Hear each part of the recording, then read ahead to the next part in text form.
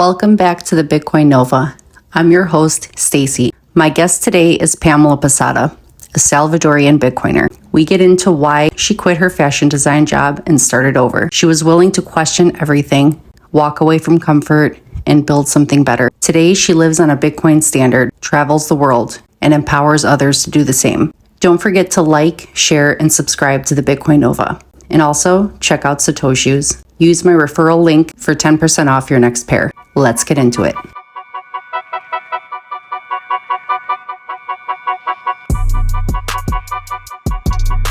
Thank you for joining me. I'm so excited to have you here. I know that you live in El Salvador, so I can't wait to hear about what life is like out there. And when you moved there, I think you moved there recently, right? No, I'm Salvadorian. I live. Oh, you are? Yeah, I'm Salvadorian. I live there my whole life. Right now, I'm nomad, so I'm not living anymore there. Okay. Yeah, well, I'm visited, but it's not like I have a base. I just go to Bitcoin conference, I just part of my time is spent in El Salvador. Right now, for example, I'm in Colombia. Okay. I'm gonna go just in a few weeks. So again to El Salvador for 2 months.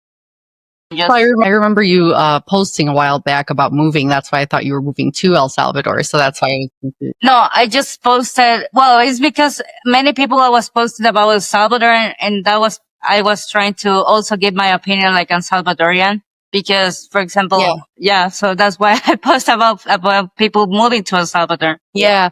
But also, I think that's what the post was really about you becoming a digital nomad, like actually just like moving around. And so is this just currently where you're staying in Colombia and then you're just planning to move at some point? So you're just going to travel around the world? Yeah, I'm traveling. For example, right now in Colombia for a month. Go back to El Salvador, but before Colombia, I was in Europe. In the beginning of January. So yeah, I will just try to be like a digital nomad, but it's more like I have a base for at least a month because I don't like to be moving around so frequent. Are you traveling alone or do you have other people you're traveling with? Sometimes I travel alone and others I'm travel with somebody else. So right now I'm traveling with my boyfriend. How many countries have you visited so far since you started your? I just recently started to travel. I have just like 2 years traveling and I visited around 17 countries. Okay. Wow. That's a lot. Yeah, that's a lot. To be a Salvadoran, that's a lot too. Yeah, that's amazing. Yeah. I can't imagine. I mean, I know people that do backpacking and travel around the world, and I always find that so fascinating just to see how you can live such a simple life, and just have your backpack with you and not have to have all of your comforts, So, but yeah, getting to travel the world and see how other people live is incredible. So, do you have a big family in El Salvador? Yes. Well, I have 2 brothers. Well, I'm a twin. So I have a old brother and a younger one in my family, my mom and my dad. So we are 5. We're a family of 5. So every time I'm in El Salvador, I want to spend most of my time with my family because we always been very close together. And now that I'm the only one that I'm not in El Salvador. So I always enjoy time with my family. And I think family is really important in this kind of society right now when everything is collapsing. So I would prefer spend most of my time with my family when I can. Yeah, that's for sure. It's the most important thing. So do you feel like, I don't know how long ago you got into Bitcoin, but did Bitcoin allow you to live this type of, or to explore the world and live this type of lifestyle right now? Yes, for sure. My first take about Bitcoin, it was when Nayib Bukele made it legal tender. And that was around 2021. But I just hear about the legal tender and I say, okay, I mean, doesn't affect me. Because I really didn't care much about it. And then a year after, in September 2022, I met a Bitcoiner and that's how I get involved. Like he gave me the orange pill. And after that, I was like, Bitcoin, to me, Bitcoin was not like a cryptocurrency because he tried to explain me very well. Like for the same reason, he tried to educate me. And every time that he tried to give me a little more about Bitcoin, it was like, I really want to be part of this. I graduated like a fashion designer in El Salvador. I was working for an American kids clothing brand in El Salvador. One of the reasons I quit my job, it was first because I didn't have the freedom that I want to travel. Even if, for example, for a holidays, it was so difficult to ask for permission to take my time in my vacations and do whatever I want, because sometimes it was like, oh yeah, but we need you a little more, or maybe less days that you want.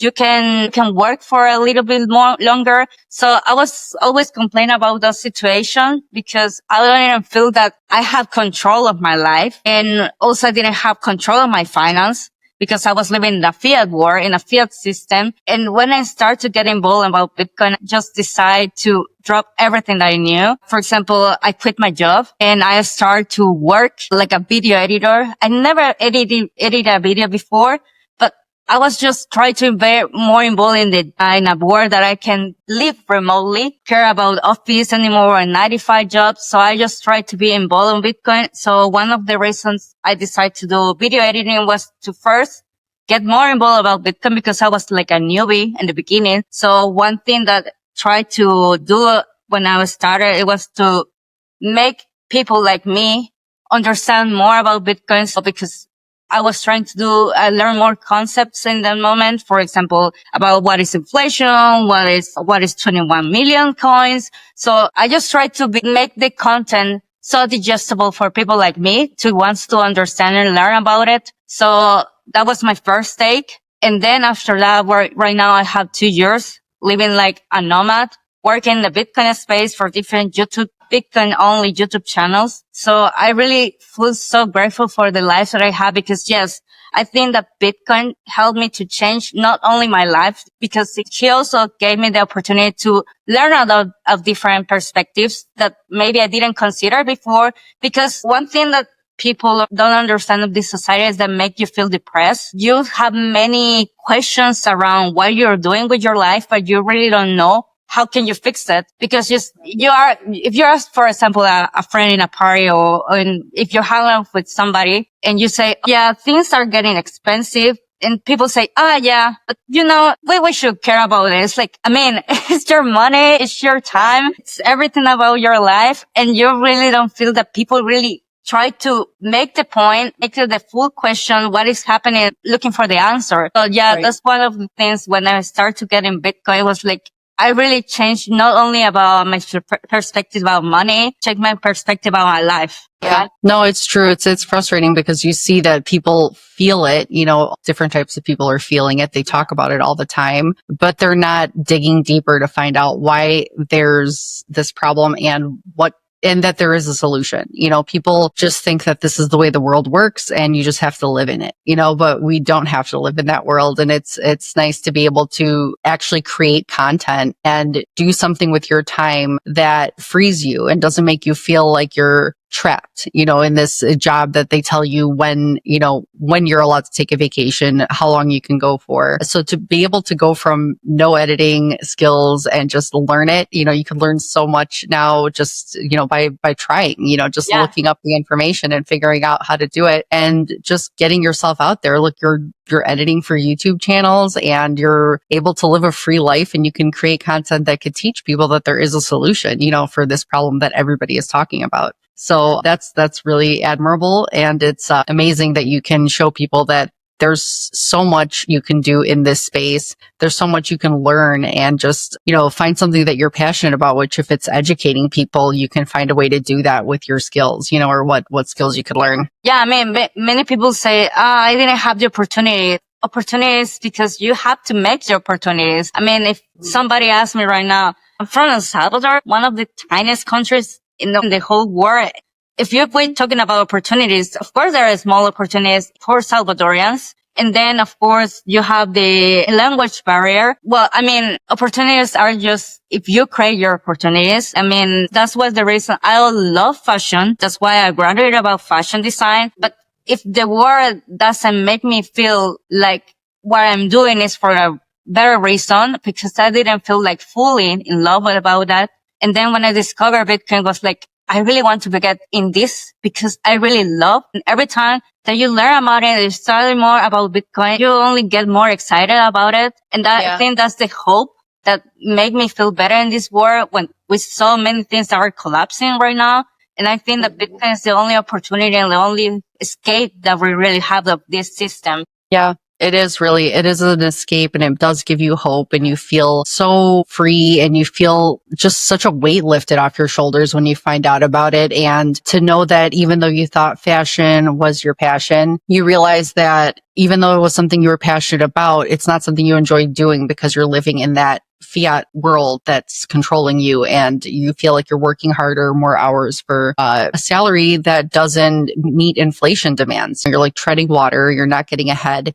And then when you find out that there is this answer, you want to spend your time doing something you love. And that's what they always say about your career or your job. You should find something that you are passionate about. Does your family support this whole decision that you made? They understand what I'm doing because, well, in the beginning, we have something that is very cultural. My family is very traditional. So when I decided to move first, I was like, I'm the only girl in the family. So it's like the little lady is leaving. So it's like, of course, they didn't understand the process in the same way, like, because we're really traditional people. But right now, my family is full orange pill. I mean, my mom, my dad, my brothers, even my little brother, he also works in the Bitcoin space. So it's like now they understand what I'm doing and they support me. Even if we are in different countries right now, they're always trying to be in contact with me. I try to be in contact and keep contact with them in the way that we can. But yeah, I mean, the best thing that I'm really grateful with the family that I have because they're always trying to understand me.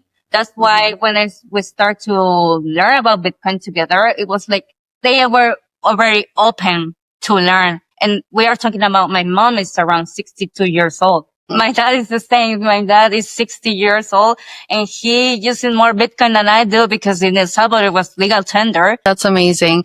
And it's nice to see that they're all about it. They're learning about it and you don't have to be young to learn about Bitcoin. You could be any age and it's not hard to understand, especially after you do it a few times, and if you have any questions, you have your family or people that taught you about it to learn from. But just the fact that El Salvador is embracing it as legal tender and, knowing that Bukele is doing this for this country to empower the country and to grow, the economy, it's something that makes people feel more confident about it, knowing how things have changed over the years over there since this has been happening. So it makes people feel so comfortable because they're like, yeah, this is a movement. We are a movement. This whole country is doing something together that we see change and we see better, a better world around us. So I'm really fired up whenever I hear Bukele talk about Bitcoin. And I don't know if you remember hearing him say this, but one of my favorite things that he said about America, how we're living in a country where we could print our own money. And he's mentioned, why do you pay taxes if your government can print their own money?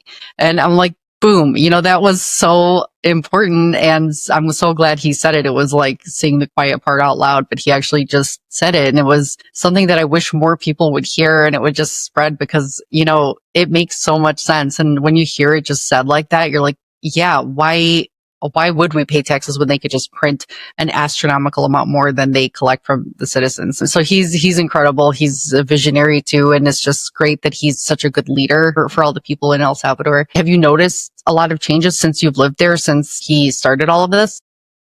Habit change, in a short term. And that's one of the things that make me feel like this is crazy because I'm not living anymore in El Salvador, like my base. But every time that I go back to El Salvador, it's like, oh, they're building something new. This is new. What is happening? We have a new road right now.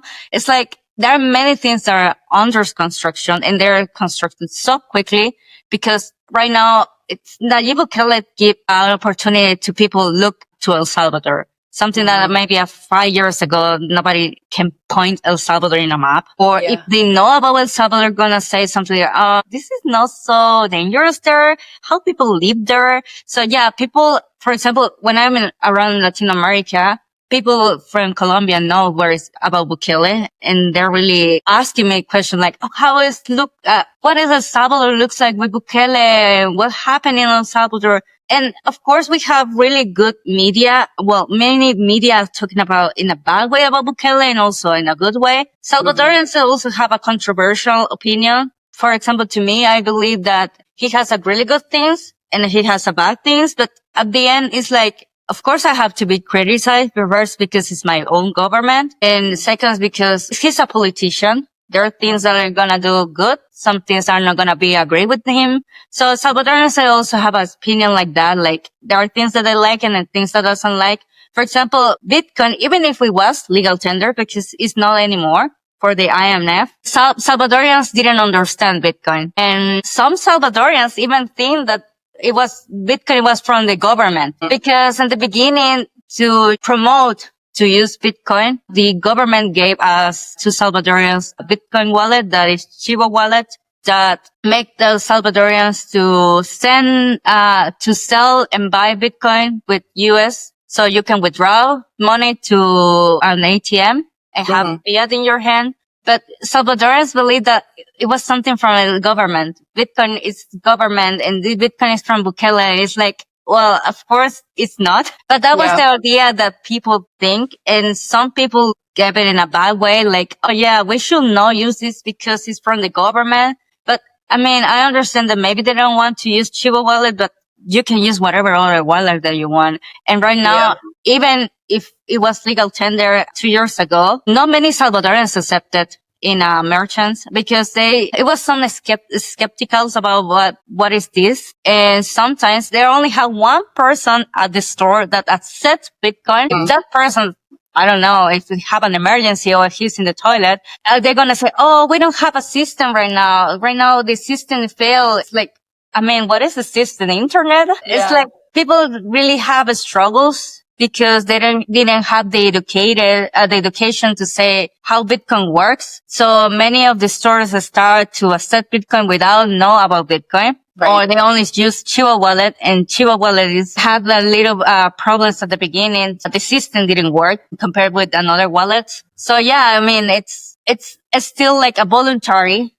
Right now, if I go to El Salvador, if you can embrace stores that accept Bitcoin, it's like, of course, I want to ask and say, can I pay with Bitcoin? Because it's still like that. I mean, it's always been voluntary. For example, to me, I can pay my phone bill in Bitcoin. It's still available on the website. And there are many other stores, like, for example, Starbucks, McDonald's, the main grocery store in El Salvador, Super Selectos. They also accept Bitcoin, but there are little stores that they don't gonna accept it, but it's okay. I mean, it's voluntary. They want to. It's okay. I'm gonna spend as much as I can, my sats in places that they accept it.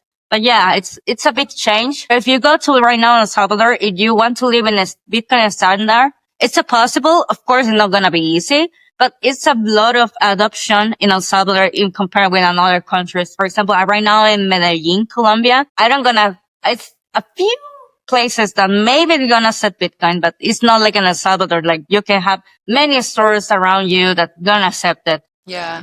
And I think that's why the whole idea of QR codes, like every time you see a QR code anywhere, you just have to think that is getting people used to using a Bitcoin wallet. Because really all it is scanning a QR code. So you just open up your Bitcoin wallet, you scan that QR code, and then you just send the money. And you could choose like which currency you're, if you're using a US dollar, you can just say how much US dollars worth of Bitcoin you're sending, and it makes it super easy. So I think my thing is just seeing QR codes everywhere and seeing older people having to scan QR codes when they do anything. They're able to do it. It's not hard, but people just think like, oh, how do I accept Bitcoin? But it's literally all around us already. So it's not that big of a jump. It's just creating the wallet and then just having somewhere to transact in it, which is literally just scanning. So it's not a huge jump, for people to actually do it. And the whole thing about the government, how people have that misconception that Bitcoin is, a government thing. It's almost like people, when you talk about digital currency or when you first talked about Bitcoin, or sometimes when I mention it, people think that, but that a digital currency is going to be a way where the government tracks what you spend. And it's almost like that's the idea that people have. They think that they're going to know everything that you spend now because it's all on this blockchain. But literally most people don't use cash these days. They use debit and credit cards, and they use Venmo and PayPal. And most of the time, like everything you spend is already being tracked some way or another. So instead of the people being afraid that their money is going to be tracked, it's more like the government should be afraid that now we're going to have a ledger to see where their money goes. So it's like the real fear shouldn't be for the people. It should be for us knowing where our government is sending their money and what they're spending it on, because there will be more transparency. Because with all this theft that we see going on in all different, governments, but the US, we've been seeing a lot of money that is unaccounted for, like the Pentagon. They haven't been audited in 7 years? They can't pass an audit at the Pentagon. So it's like there's no way of, tracking these funds. And it's probably on purpose because they like the fact that they don't have to account for where they're spending this money. And Bitcoin will change that. So it'll kind of make, as these things transform, it shouldn't be us that are afraid. We already, the government already knows where most of our money goes. There isn't much cash-based transactions going on in the world. So I think it's a positive thing for the government to be held accountable. So I think I think that people are scared about what they don't understand, but that's why I always ask the question, why you don't try to read about more, search about it and have your own opinion? But because sometimes they only have like, oh yeah, Bitcoin is a scam. Where do you find that? How do you do that research? You're only repeating what other people say. For example, just recently, sometimes I post about what I'm doing about Bitcoin because, it's right now my full life. And I remember I just received a message for a random person, a friend that I knew for years ago. And she says something like, oh, I would like to know more about investing in Bitcoin. It's like, it's not about investing in Bitcoin or trading. It's about what is your money right now. And if it's in the bank, for example, that we have Salvadorians, for example, my grandma, maybe they put money in behind the bed because they believe it's more safer than in the bank. Doesn't matter if you put your money in the bank or you put it behind your bed. Doesn't have the same value than when you put it behind your bed. The US dollar is also, right now losing its value while we are speaking, but people believe that doesn't happen. And it's like, okay, it's not about investing. It's about what you're doing, saving your time, or it's not about retiring. It's about what you're doing right now with your monies, where your savings are going. People don't know how to save anymore. People think that because years ago you used to be able to, when you think about your grandparents or, they worked hard, they didn't have much, but they saved and they created a life for you. And that's why you have everything you have because your grandparents worked hard and they saved money. And they were able to do that because we were on a sound money. So we had actually gold backing our dollar. There was something backing our dollar that it had to correlate to something. Now it's just a push of a button, adding more zeros to a system. So with Bitcoin, it brings back money being based on something, like dollar being based on gold. Now we have Bitcoin, which, you can't escape the rules. There's rules in Bitcoin. Nobody can steal or create more of it. And that's why it goes up in value over the years compared to the dollar. So it teaches people to save money again. It's literally like not investing. It's just saving your money in something just like your grandparents did years ago before the Federal Reserve was created. It is going back to our roots, going back to sound money. I want to teach my kids to save too, but because Bitcoin exists, you can teach that to your kids again. If it wasn't for Bitcoin, you would just have to be like, okay, investing is the only other way, but there is a different option. When, for example, I would say that 2 years ago, Salvadorians in reality, they're really poor. And as you say, it's like doesn't exist the concept of doesn't the concept of saving because people are really having debit credit cards and they're having more debts and they think that that's the way that you have to live. But it's like, I don't feel that this is the way. You're getting this labor at the same time that you're trying to have a lifestyle. And yeah, people really don't understand that savings right now are more important than what you're doing with your money is important. And sometimes people are really having really bad habits to buy things that they don't need, but they believe that because they have a credit card, they have this debit card, or they have this bank record, it's good to have a debt. Or taxes are good. I just recently, somebody told me, oh yeah, taxes are good. It's like, what you're talking about? What are your tax? Do you know what your government do with your taxes? Why you have to pay a lot of taxes or things that you own right now? Why you have to pay more taxes about that? Yeah. It's like every time that I talking with somebody, it's a hit they just punch in my face like how reality works to many of others. So it's like, yeah, I know savings are important, but how you save is more. Right. I think people are just conditioned to think that you're a good citizen if you pay taxes, and that's what good citizens do. It transforms so many of your ideas about what you thought was true. And that's why people start to live a simpler life even if they don't have much to buy or save in Bitcoin, you start to really rethink those things that you're buying and the things that you think you need that you would normally put on your credit card. And it creates more of a minimalist lifestyle. Like you don't need to shop constantly to fill this emptiness that you feel, that you think you need more stuff to make you happy, when you actually realize that even if you save a little bit in Bitcoin, you don't have to buy a whole Bitcoin. People can put whatever they can. You could buy $10 worth at a time. And, anyone who goes out there that has money to waste on a coffee or go to Starbucks, you can just, even if you were to do it, it's like match that and put the same amount in Bitcoin. Just like kind of save as much, even if it's a little bit, just put it in because it actually grows. It's not something where you're putting in there and it won't make an impact. It really does. You own that money. Yes, it's yours. It's yours.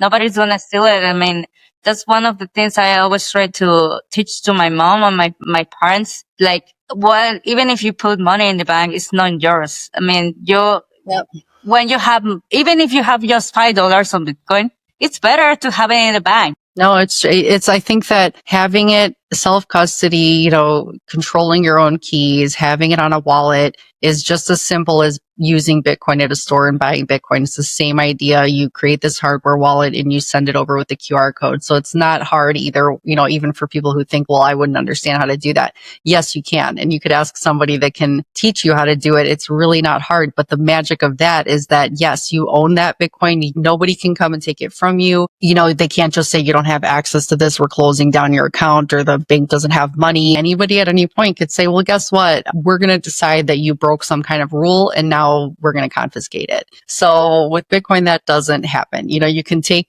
whatever you have, put it in cold storage, put it in a hardware wallet. That's the same thing. And you're free from that sort of fear, so you don't have to worry about people doing that to you. So it is empowering, and it does feel like you've escaped this worry, when you hear about banks closing and bank runs and other countries failing. And, it's kind of like a domino effect. It eventually will kind of happen everywhere. So it's not something that people think will happen in the next year, but it trickles down throughout the whole system, and Bitcoin protects you from that. Yeah.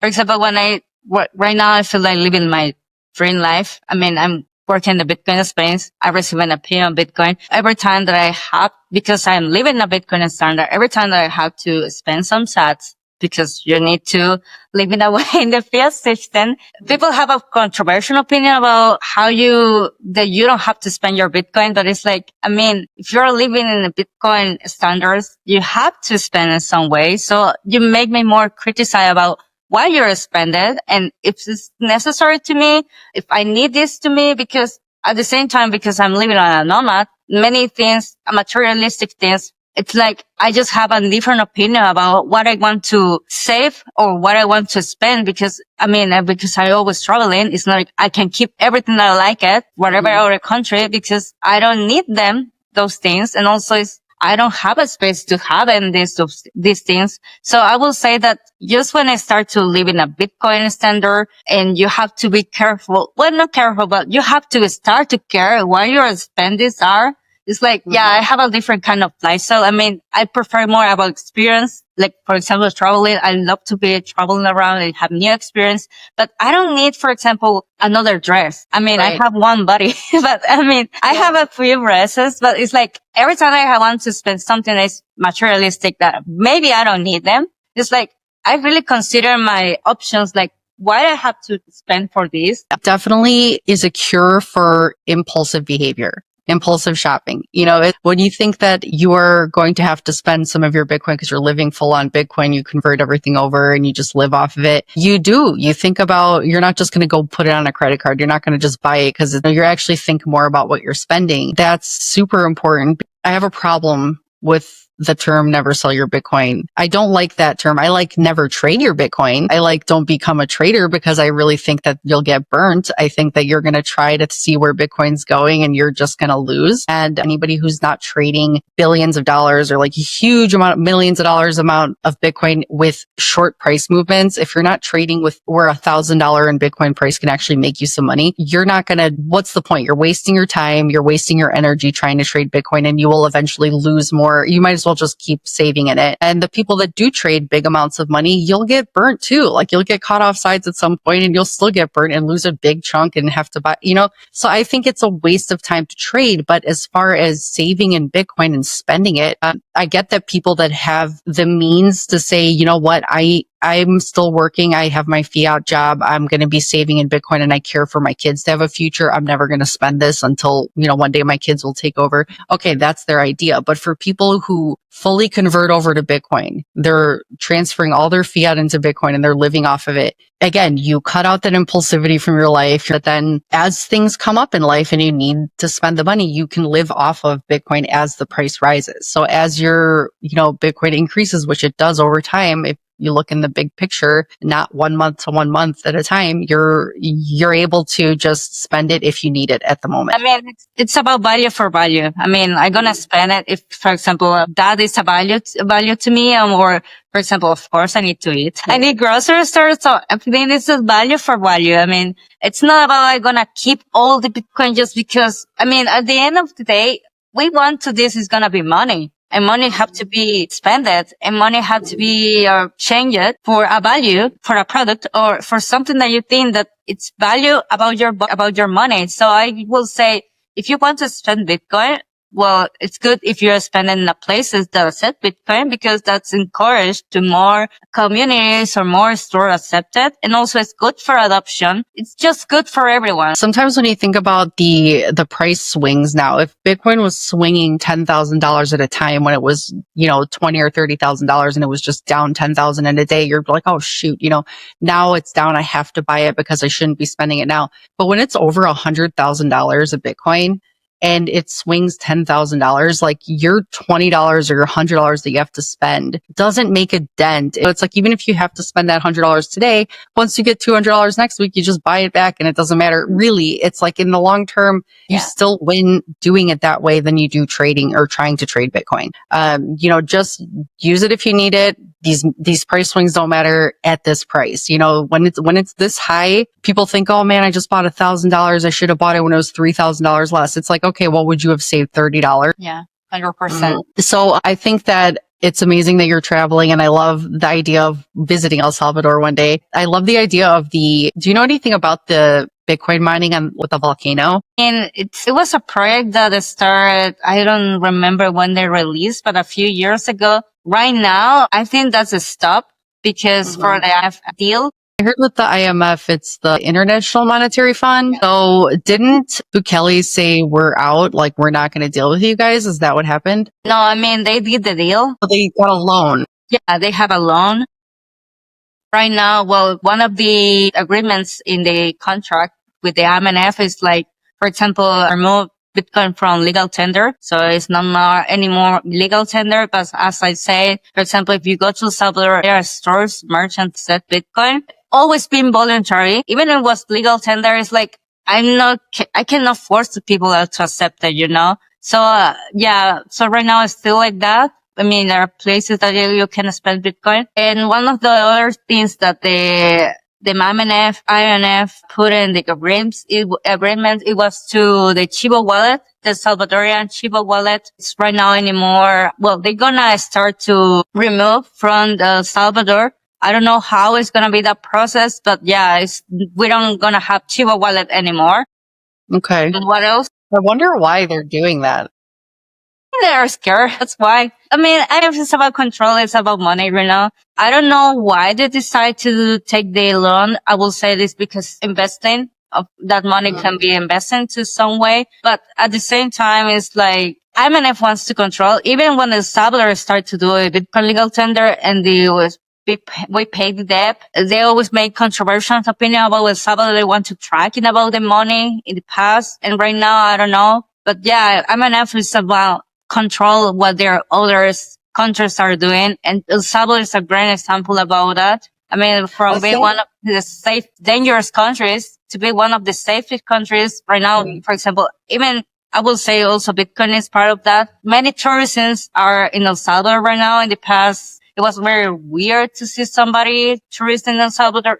And right now it's very common. People are looking at El Salvador like a spot to vacation or holiday. So I will say, Bitcoin has been a good change in a different many ways. for example, trees, money. Yeah. So I will say MNFs is just want to be, part of that, controlling what El Salvador is doing. So yeah, that's I definitely know that I would like to visit El Salvador. Like, I look forward to going to Bitcoin Beach and seeing that. I've seen that whole model that they made about how they're going to create that Bitcoin city around that beach. And that just looks incredible. And it's just, I'm very excited to see in the future what happens with that. Yeah. But you're right. I think it's all politics. So it's like maybe if the IMF is scared about El Salvador looking so good and being so empowering to people and turning itself around and all this stuff, they're probably like, hey, guess what? Like, we'll give you this loan, which in turn, I wouldn't doubt that El Salvador is just buying more Bitcoin with it or investing in this Bitcoin city or whatever they're trying to do to invest and make the country better. So they're like, yeah, sure, we'll take the loan. We'll take out legal tender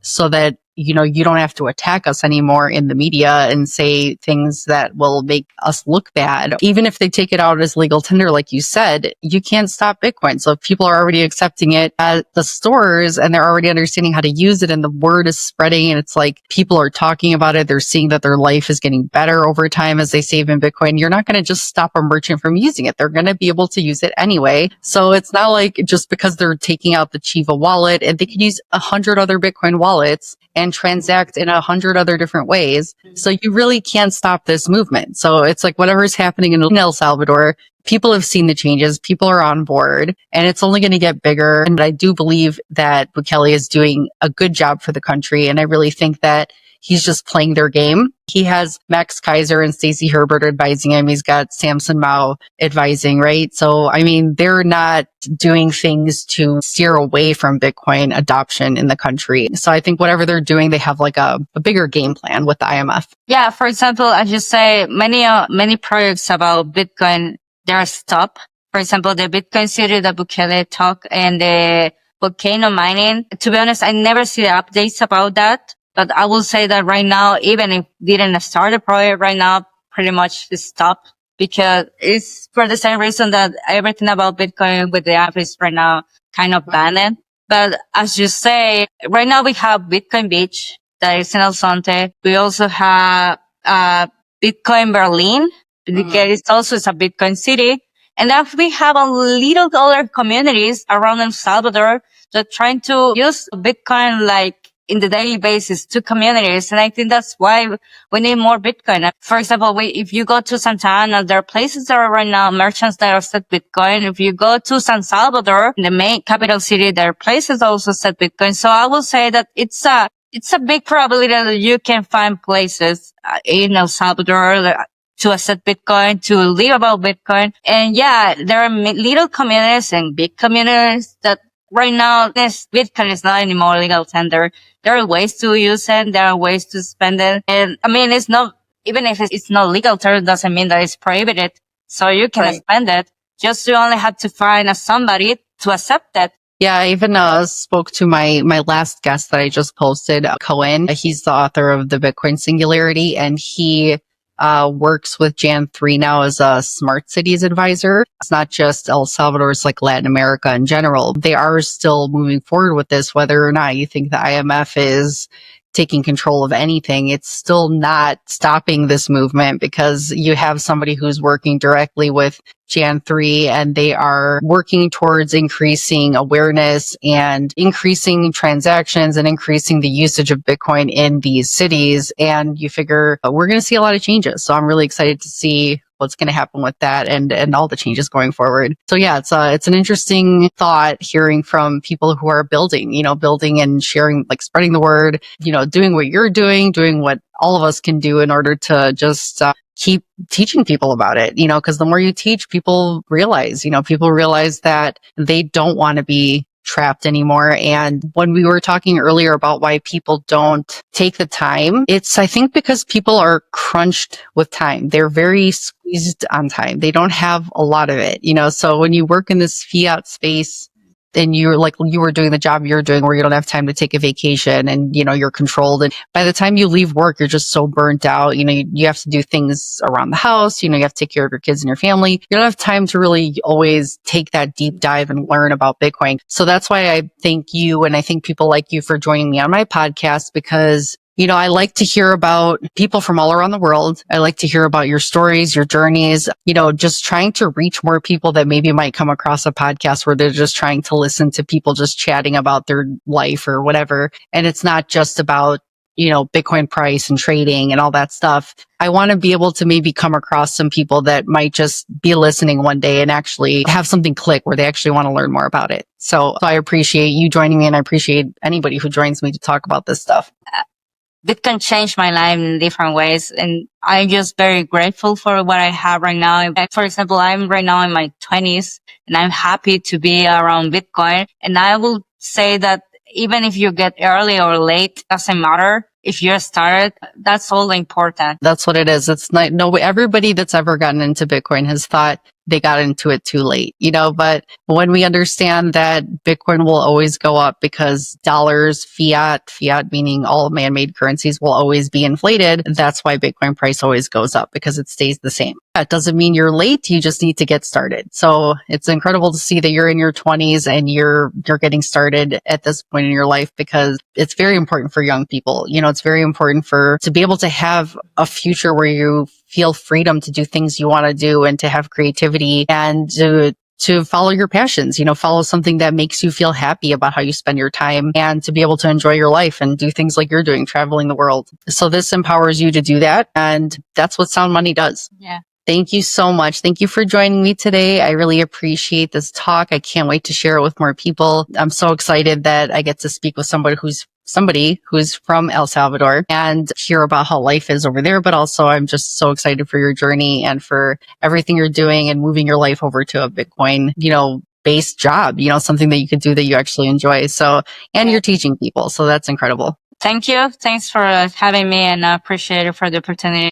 I hope that my words helps to others to do something different with your lives. I mean, Bitcoin is for everyone, and doesn't matter. For example, if you really want to be involved in Bitcoin in a Bitcoin company, I will say it's not easy, but you have to start in some ways. I just think that I can encourage to somebody else to maybe do something different with their life. Maybe that's something that they need. I mean, everyone knows what is the struggles they have right now. And I think that that's why I always try to be adapted. Even in the world, you have to be adapted with the AI who's coming and everything. It's like what you can give to the world. So yeah, that's my encourage to everyone. Yes. So much is changing. You can learn so much so easily. You can start something new, and with the help of AI and everything, it's pretty easy to just find something that you're interested in, find out how to do it. So thank you for that. I really hope it helps a lot of people and inspires them to do what you're doing. And thank you so much again. And I can't wait to share this. Thank you. Have a great day.